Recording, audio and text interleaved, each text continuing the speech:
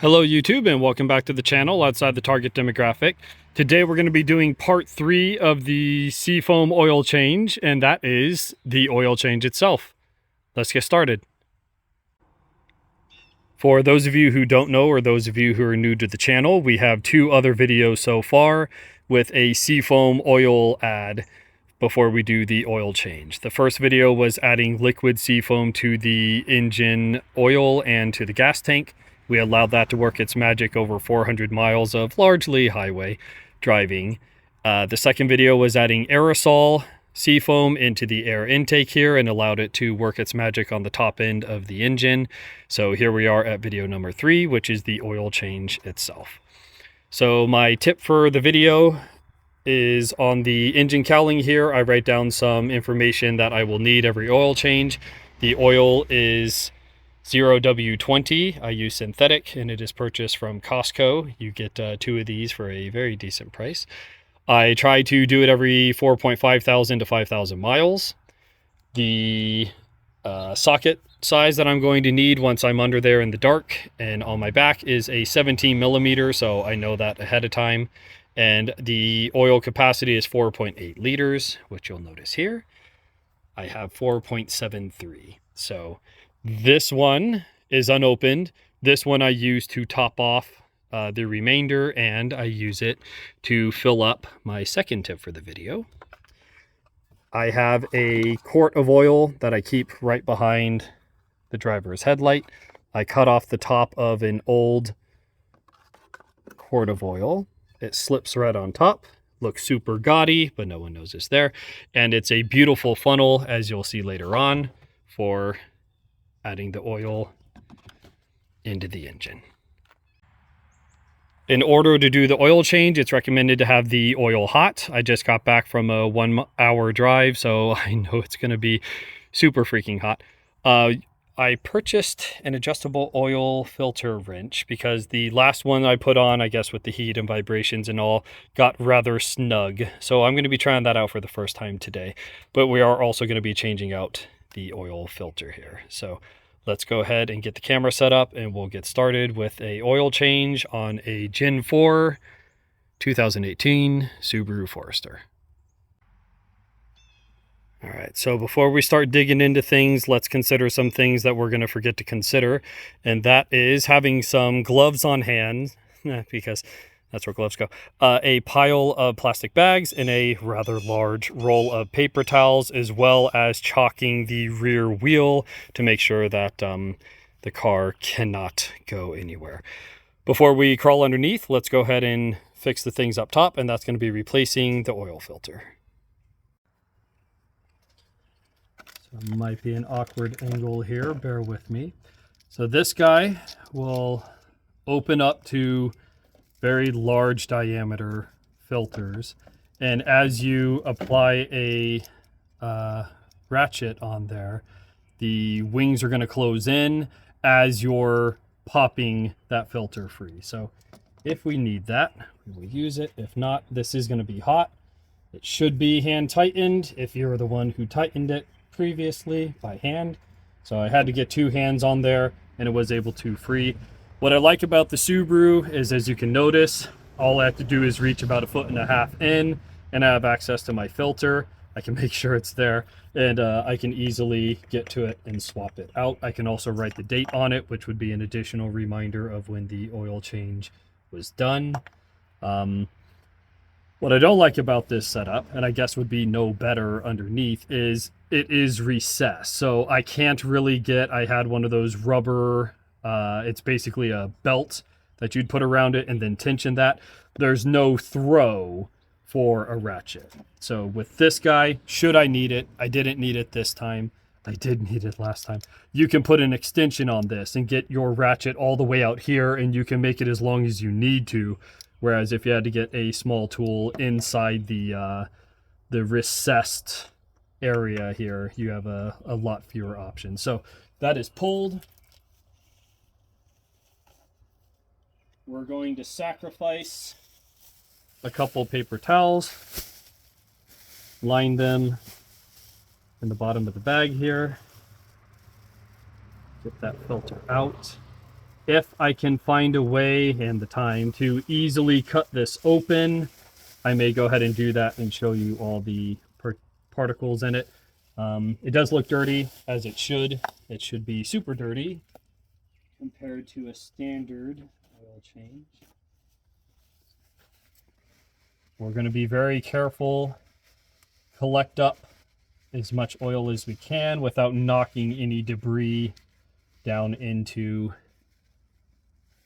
the holes here, but we're going to clean up as much residue as we can. Another thing I like about this setup is Subaru has put a bowl inside of a bowl inside of a bowl, so any oil that will drip off the bottom of your filter should be caught and collected and diverted back into the oil system. So I have dripped not a single drop of oil, and I appreciate the engineers considering that. So we're good to go there. We have a new filter here. We are going to go ahead and fill this guy up, and we're going to put some oil around the ring. That's going to give you a much better hermetic seal, which is going to keep the oil in. Usually you don't want to apply an O-ring to anything when it is dry. And then we're going to fill this guy up to the rim, invert it, and screw it into place. So as I said, we have the oil that is less full, and then we have our new filter. We already have a location that's going to be getting dirty with oil anyway, so we might as well use it. I'm going to go ahead, open this guy up. We're going to slowly fill this up. The oil should have like a honey color to it. It should be relatively clear. If it is dark, you probably grabbed a open but used container of oil, and that is not what we want to be pouring in there. So it is better to accidentally add used oil to an oil filter as you fill the filter than to accidentally pour used oil back into your system. So this is a cheap way to ensure that that is not the case. You can see that every time I add it, it will slowly start being sucked into all the pileated paper in there. So I'm just gonna keep adding a little bit until those baffles start filling up.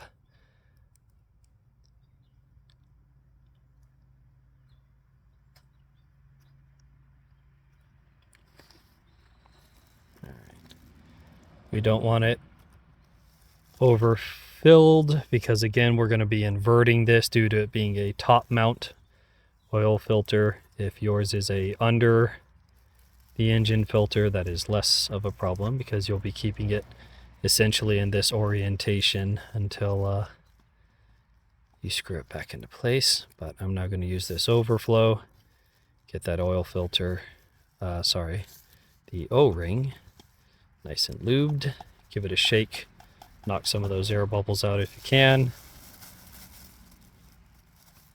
We're going to take that over. No, we're not. We're going to leave that right there. We're going to leave that there. We're going to let it soak in a little bit more. We can add more to it when and if we need to, but we're going to go ahead and drain the bad oil before we add the filter with the good oil. All right, so the last time I did an oil change, I do not remember that I needed a jack. The Subarus have 8.5 inches of ground clearance, so I'm pretty sure I was able to squeeze under there myself. If we need to get the jack, we will. Your vehicle may vary. I'm going to go ahead and get the debris off of this guy. This is a oil drain catch pan. You can see it has a position here for the old filter. You would set it in the other orientation here, and it would allow the oil to continue to drip in here. And then we have a drain valve here. This thing is about 6 inches deep, so it will collect up the oil, it will store it, and then it will make it easier to drain it back into an empty container. So let's go ahead and get underneath see if I need the jack. If I do, I'll show you how I put that in. If not, we'll get right to it. So we're going to go without a jack, but if you have, this is an old Carhartt. It's my Get Dirty jacket. So we're going to lay this down. It softens any imperfections in the concrete and any rocks and gravel and whatnot. So lay this down, lay down a sheet of cardboard, something like that. And let's go ahead and get underneath and get the oil draining. Okay, so as we crawl under here, there we go, much better. There's going to be a, what'd you call that? Maybe a 6 by 12 inch engine oil drain access hatch here. We have 5 Phillips that we need to remove. Once upon a time, I spray painted this white. It does draw attention to help you identify where the oil drain hatch is. Once you learn it, it's going to be a lot easier. I believe there is this guy that you could just pop out, but we're going to give us the maximum amount of work area here. So allow me to pop that. I'll get right back with you. So getting that hatch cover off may have been the most time consuming part of this, but we finally got access, and this right here is going to be our oil drain plug. So we're going to attempt to pop that. Before we do, we want to make sure that our oil catch pan is underneath it, and we'll go ahead and drain the oil. So there isn't a lot of space under here. This is going to be your oil drain plug. You want to make sure that this is underneath it. And I would have the furthest from the camera side up against the underside here, the rest of it way over here. The way this oil, for some reason, the engineers put the plug in at an angle like this instead of straight down. So as the oil billows, it's going to start landing here. And then as there's less and less pressure, it's going to physically move where the strain goes. I don't know why they did that, but we're going to try and catch as much of it as we can.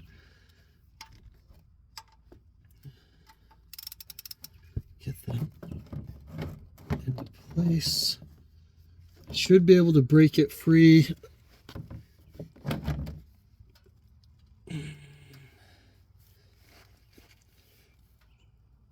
And have a few rotations where I can just finger twist it out of place. Let's see if I can get the right leverage on this guy. Let's see. I'm going to delete one of those.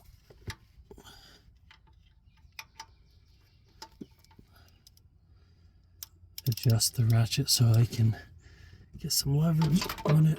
Okay, so that popped loose, and we should be able to get everything lined up. Get that out of your way.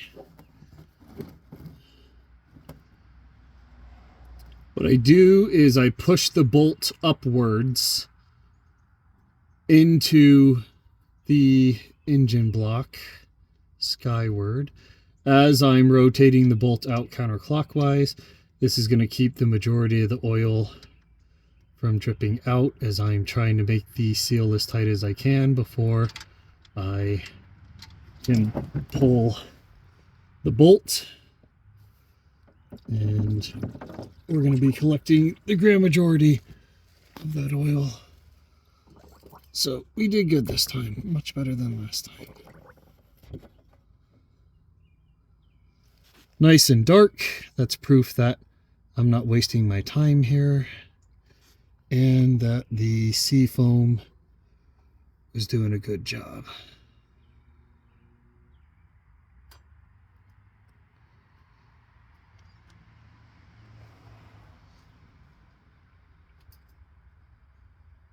You are going to make a mess. You are going to get it all over your hands, so wear gloves accordingly, have paper towels out accordingly. We're going to let as much of this drain out as we can. Remember to put the plug back in. Won't do any good to start adding good oil to a oil pan that has a gaping hole in it.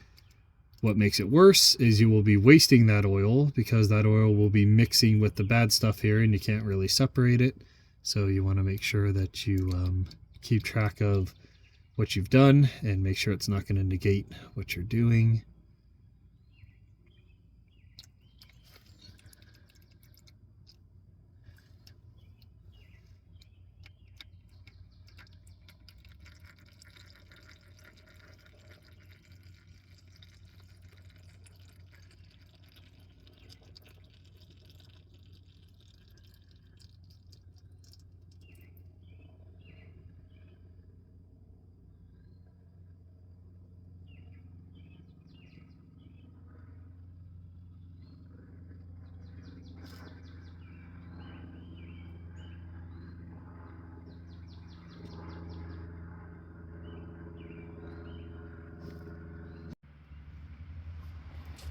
So I'm going to pick this plug out of the oil here. We do want to make sure we put it back into place.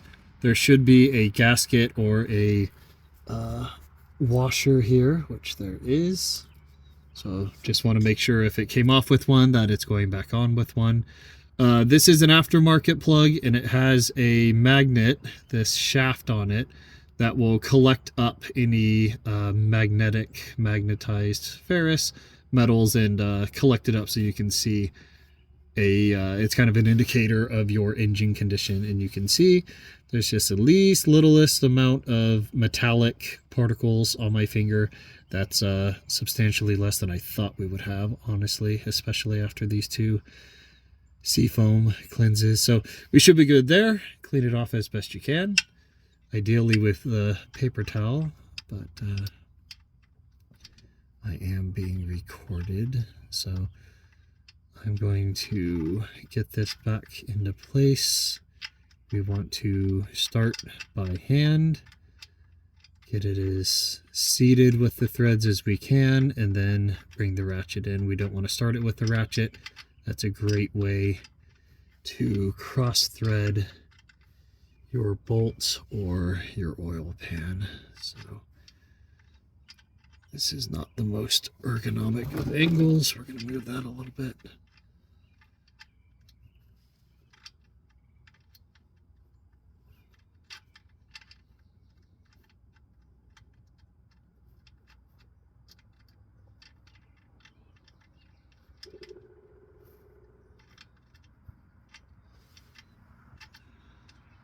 Doesn't help that I'm blind at this angle.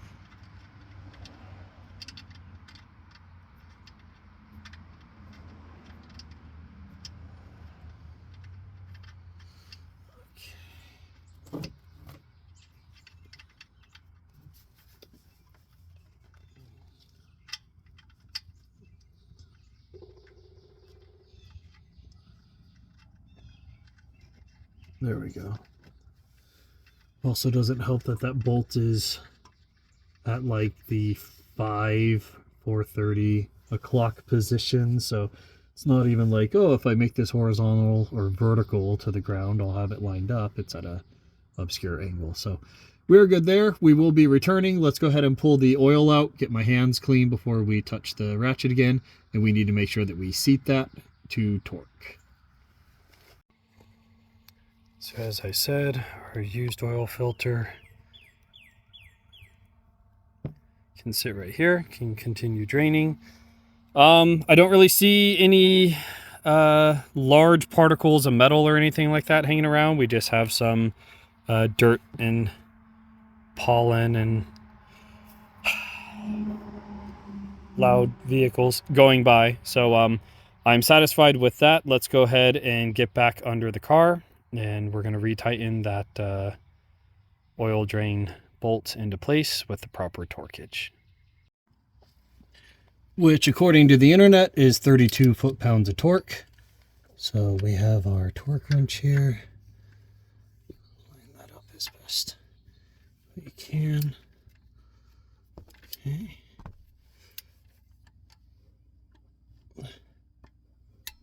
So that was 32. We're going to do it again. All right, so that's 32 foot-pounds. We're good there. We're going to go ahead and clean up on our way out. reattach the hatch and add our new oil.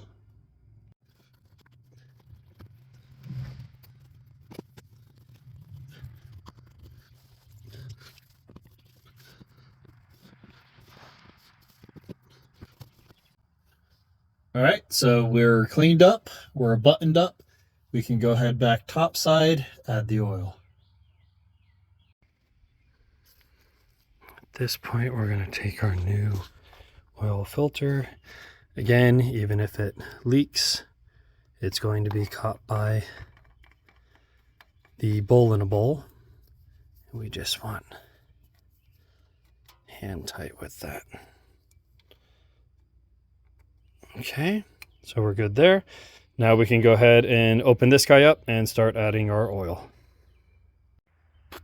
All right, so you'll notice I took my watch off, and I recently made a video on the fact that I've been wearing it for 4 years. Call me a liar. You can see my pasty white unsun-kissed skin there. So we went ahead and opened that up. We're going to be pouring the entire contents in there. I like things to be quick. So I got this out of a old, I think it's almost 1 gallon container. Just cut the top off. Very nice funnel. Let's make this quick.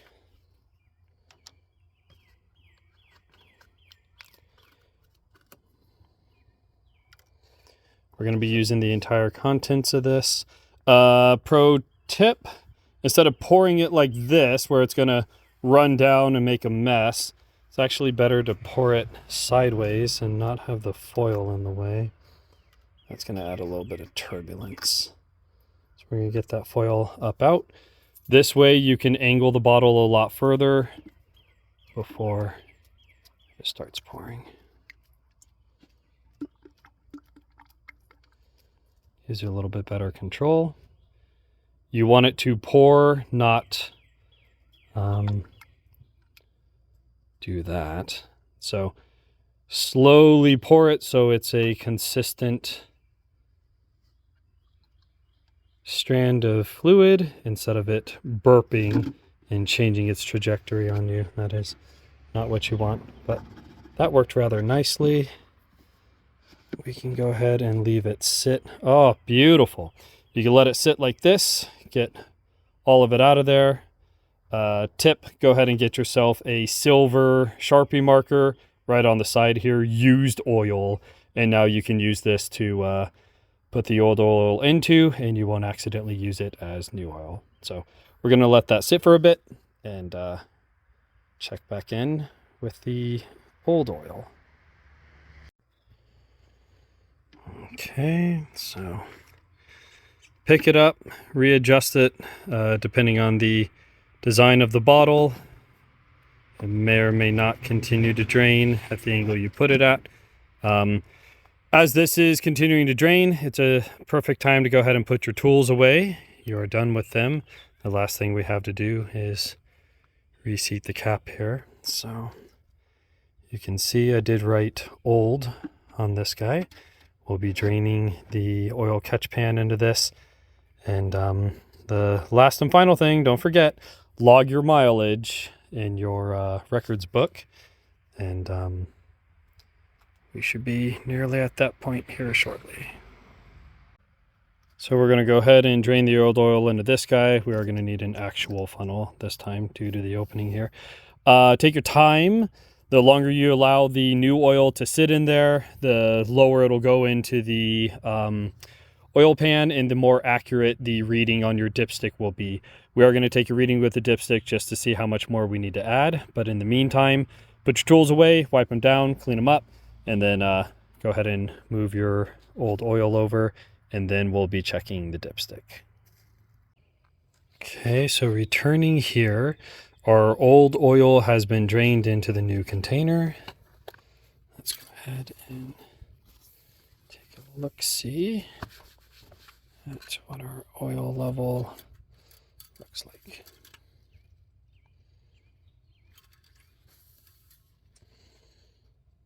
That looks pretty good.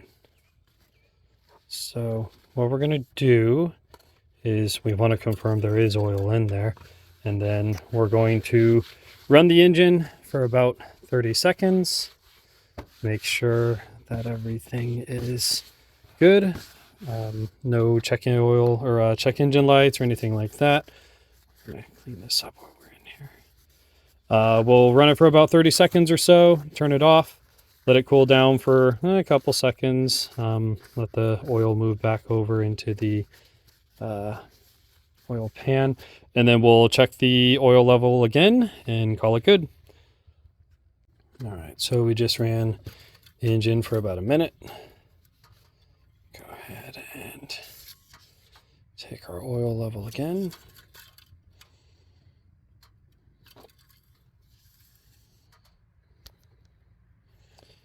We want it in between the two dots, which we are. So oil change complete.